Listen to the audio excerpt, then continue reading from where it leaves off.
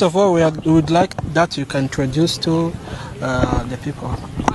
I am Maître Rumia Peng Anangsa from Cameroon. I'm the lawyer representing Moise.